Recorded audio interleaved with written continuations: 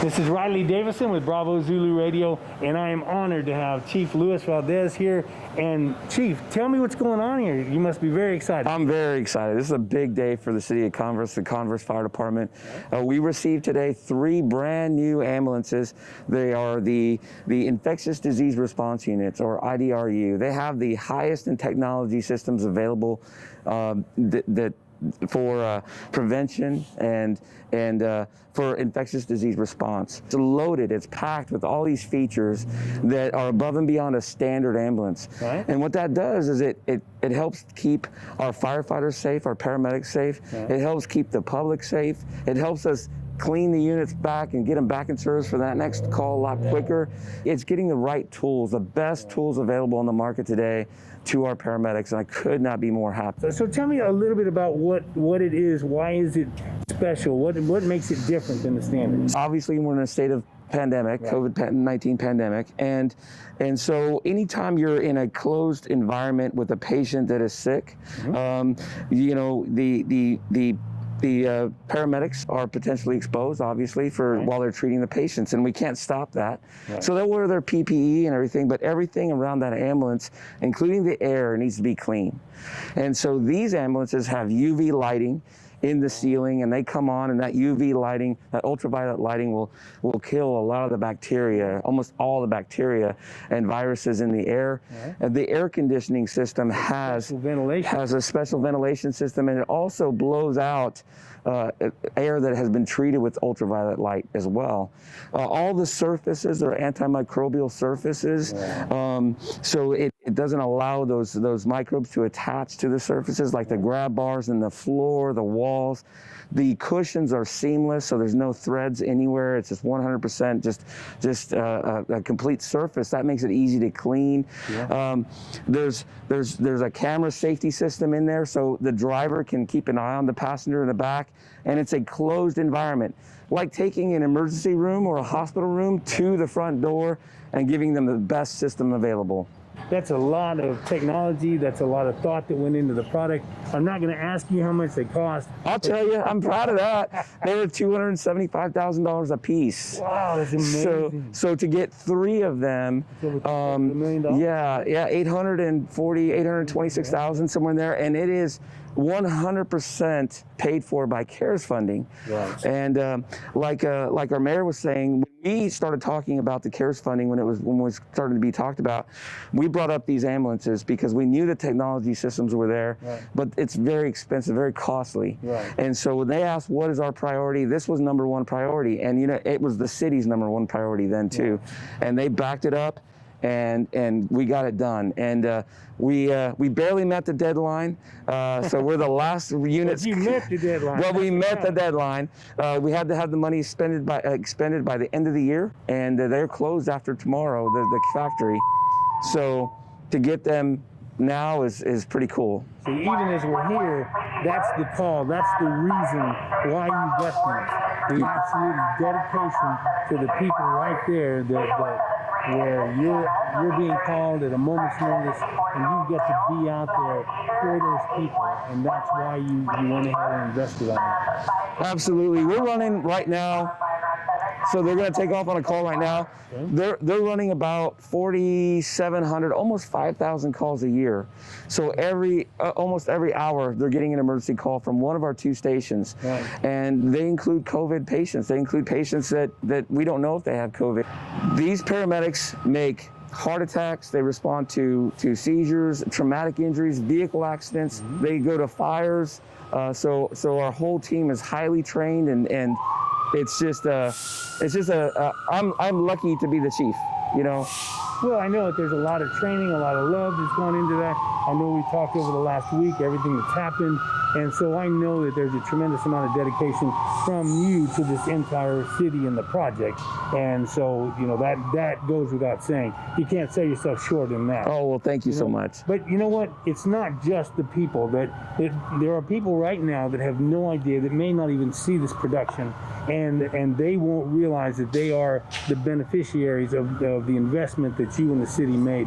But then beyond that, you know who else will be thanking you for this? And that's the husbands and the wives of your firefighters and their paramedics and their children, because in essence, you're helping to protect them as well.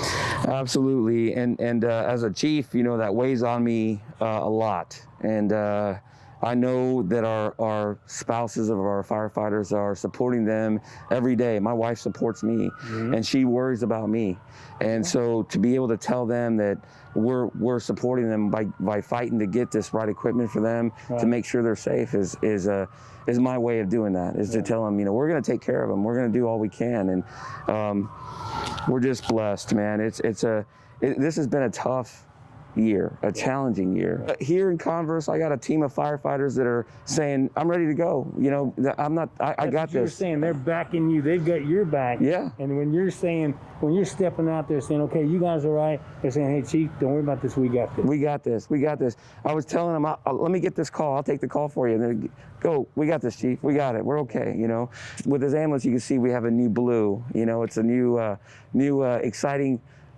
I've heard pretty color, and it's pretty a firefighter word. you know, I think today it is. Today it is. Right. But it's okay to have that change. You know, we need to change. We need to change with the city, and we need to stand tall and get ready to move and accept a new challenge and just go. So I'm fully confident in our team, our firefighters, our paramedics. There's another call right there. We've been talking for just a few minutes. Yeah. You know, we have a new city hall. This facility, this fire station is only a year old. We have a new library, a new animal care center. Library. Yeah, so a new animal care center. So we're just part of the team here, and every once in a while it's just your turn, and today was our turn. So we get to, you know, have our step, and the police department is making improvements as well, and everybody else will, and it's just an exciting place to be. It's an exciting time to be here. Well, you've built it. It takes time. It is, you know, these kinds of things just don't happen overnight. And I know that she had, as we were talking, 2020 has been an incredible year, but even more so, you lost a fire captain back in August. We can't forget him. You just lost a firefighter this past week, and the entire city turned out for that. And you know, in their support for you and for his family, and so just an incredible thing to continue to build for the community. I have been in the fire service for 27 years.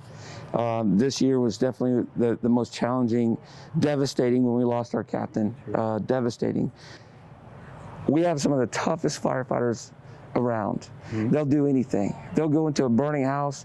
They will jump into a river. They'll do anything. and when you see these tough, strong firefighters cry and or see them get hurt because we lost our captain, and see their legs get taken out from underneath them, you know, that's a very tough thing to see. But you also see them standing up, dusting themselves off, and saying, we got this, let's go, you know? And then you get the support from the community, and you get the support from our council and from our city officials. And that's exactly what happened, you know? And then we're making a lot of progress. And then of course we lost Joseph, and that was a tough one. That's a very tough one, completely unexpected. Very, very devastating to us. But again, our team stood up, took care of him, carried him, made sure he was taken care of with respect, supported by our city the whole time. Our firefighters know the city's there to support them. And that's not the same everywhere. Right. It's not. I mean, I see the results out there, and it's not the same. There's a camaraderie here that you just don't see other places. Right, and we have guys calling each other on their days off, making sure they're okay. We, you know, hanging out together, making sure that they have what they need. And so when we get through that together as a team, we're a family here. All of the employees in the city reach out to us. The community reached out to us. Our city officials, our mayor, everybody takes care of us. And our guys get on that rig and they go make those calls, and our patients don't know any different. And that's the main thing. They don't know any different. So there's no change in our service. So then we go and we get ISO 1 this year, the highest rating available. And that says it all right there. Sure. That says that's an independent third-party review saying that's the best fire department. That has the best rating, and your insurance is dropped because of that rating. Right, and when you say insurances, you mean the entire community. The entire community, Right. the entire community. Not just yours, but the entire community benefits from that rating, from the work that you put in to make sure that it was taken care of. Yes, and it's a combination. It absolutely is the training. It comes down to the training of our firefighters, the equipment we have.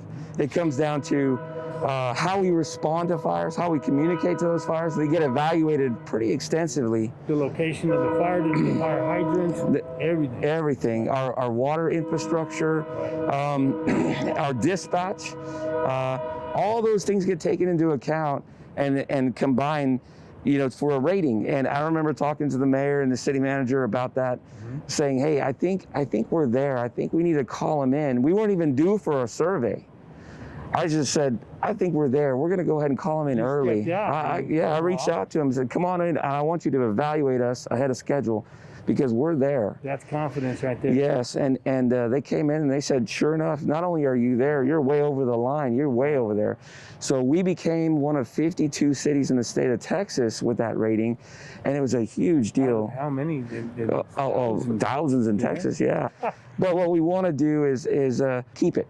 We're going to train hard, and we're going to make sure we're responding right and be professional and have the highest standard. And it's maintenance now because we're not losing it. There's a third call. Okay, so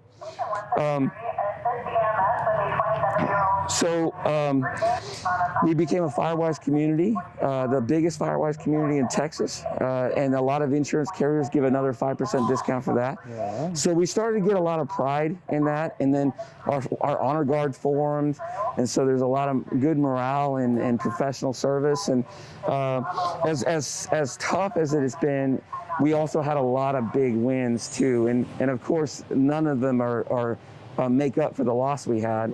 But it's just been these are fighters. These guys fight, and we're going to work to continue to get better every day. Just like any man, any soldier, the measure of a good firefighter is not how many times you get knocked down, but how many times you pick yourself up. That's exactly right. Absolutely right. Yeah. Yeah. Sure.